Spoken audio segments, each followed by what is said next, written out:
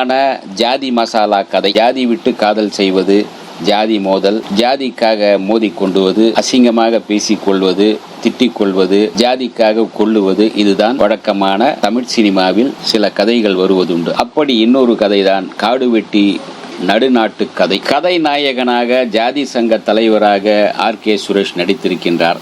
மற்றும் சங்கீர்த்தனா, விஷ்மியா, சுப்பிரமணிய சிவா, ஆதிரா, ஆடுகளம், முருகதாஸ் மற்றும் பலர் நடித்திருக்கின்றார்கள். காதல் நகரத்தில் எப்படி வரவேற்பு பெறுகிறது, கிராமத்தில் எப்படி காதலின் பெயரில், ஜாதியின் பெயரில் அட்டூழியம் நடக்கின்றது, எப்படி கொல்லப்படுகிறார்கள், நாகரிகம் இல்லாமல் நடந்து கொள்கிறார்கள், மனித மிருகங்களாக எப்படி மாறுகிறார்கள் என்பதுதான் இந்த படத்தில் இயக்குனர் சோலை ஆறுமுகம் சொல்ல நினைக்கும் கதை. நிச்சயமாக இது போன்ற கிராமங்கள் இருக்கிறதா என்று பார்த்து அந்த கிராமங்களை ஒரு வழி பண்ணிவிட வேண்டும். அல்லது ஏதாச்சும் வெள்ளம் வந்தோ ஏதாச்சும் ஒரு விபத்து வந்து அது போன்ற கிராமங்கள் இல்லாமல் பார்த்து கொள்வதுதான் நல்லது என்று நினைக்கின்றேன்.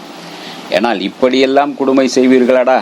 வேறு ஜாதி பையனை காதலித்ததற்காக அந்த பெண்ணின் தந்தையை வரவழைத்து சபையில் நிறுத்தி, உன் பெண் விதி மீறி விட்டால் அவளை இன்று இரவுக்குள் அவளை கொன்று நாளை விடுந்தால் அவர் உயிரோடு இருக்கக்கூடாது, என்ன செய்கிறாய்? ஒன்று, நீ உன் குடும்பம் இந்த ஊரில் இருக்க வேண்டும் என்றால் இது செய்ய வேண்டும் என்று நிர்பந்திக்கின்றார்கள். அந்த பெண்ணின் தந்தை சுப்பிரமணிய சிவா வந்து மகளுக்கு விஷம் கலந்து கொடுக்கின்றார். அந்த மகள், அவளுடைய கதை முடிந்ததா, அவளுடைய கதை தொடங்கியதா என்பது கிளைமாக்ஸ். இப்படி அடுத்தவர்களுக்கு தீர்ப்பு சொல்கின்ற அந்த நாட்டமை எப்படிப்பட்ட குணாதிசயம் கொண்டவர் தெரியுமா? அந்த பஞ்சாயத்தில் உட்கார்ந்து கொண்டே இருப்பார். அப்போது அடுத்தவனுடைய மனைவி புல்லுக்கட்டு தூக்கி கொண்டு போவாள். அவளுடைய இடுப்பின் மடிப்பும் மார்பகமும் பார்த்து விட்டு இவன் ஜொல்லு வடித்துக் கொண்டே நமக்கு படியவே மாட்டேன்கிறாளே என்று சொல்லுவார். அந்த பெண்ணை கூப்பிட்டு பஞ்சாயத்தில் இருந்து கொண்டே பேசுவார்.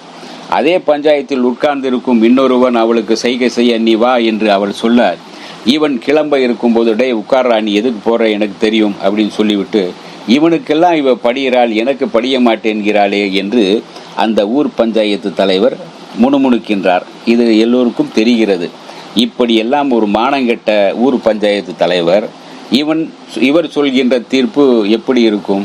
படத்தில் இன்னொரு அருவருக்கத்தக்க படு கேவலமான ஒரு காட்சி. ஒரு கிழட்டு பயல் தனியாக போய் ஒரு செட்டியில் மூத்திரம் பிடித்து வந்து கதாநாயகி, அதாவது காதலை, வேறொரு பையனை காதலித்ததற்காக அவளுக்கு தண்டனை தருகிறான். அந்த மூத்திரத்தை அந்த பெண்ணின் முகத்தில் வீசுகிறான். எவ்வளவு வக்கிரம் பிடித்தவனாக இருக்கிறான் பாருங்கள். இப்படி எல்லாமாக சீன் வைப்பீங்க. கதை என்ன, ஏதாச்சும் ஒரு தெளிவா இருக்கணுங்க. ஏதாச்சும் ஒரு கதை சொல்லுங்க. பிரேமலுன்னு ஒரு படம் பார்த்து போயிட்டு அதுக்கான ஒரு இதாவது பண்ணுங்க. நீங்க எல்லாம் என்ன கதை பண்றீங்க? மக்களை ஏன் இப்படி கிராமங்கள் தோறும் இப்படி வந்து ஜாதி சண்டைகள் ஏற்படுத்தணுங்கிறதுக்காகவே இந்த படம் பண்றாங்களோ என்ன தெரியல. கதாநாயகன் ஆர்.கே. சுரேஷ் ஜாதி சங்க தலைவராக வருகிறார். அவர் பெண்களை மதிக்கிறாராம். அப்படிதான் நடித்திருக்கின்றார். ஆனால் கதையில் இருக்கும் வலு எதுவும் இல்லை. அவரை மட்டும் நல்லவராக காட்டிவிட்டு மற்றது எல்லாமே வந்து உங்களுக்கு சமூக என்ன புதுசா நீங்க சொல்ல போறீங்க? புதுசா யோசிங்கப்பா. கதை சொல்ல முடியலன்னா பேசாம சும்மா இருங்க. இந்த படம் அவசரமா எதுக்கு இது பண்ணிருக்காங்க? ஆர்.கே. சுரேஷ் ஒரு தப்பு செய்து விட்டு உள்ளே போனார். அவருக்கு உடனே பிஜேபியில் சேர்ந்ததால் ஜாமீன் கிடைத்து விட்டது. அதே போல பிஜேபிக்கு இந்த படம் உதவும் என்றுதான் ஆர்.கே. சுரேஷ் நடித்த படமாக வெளியிட்டிருக்கிறார்கள்.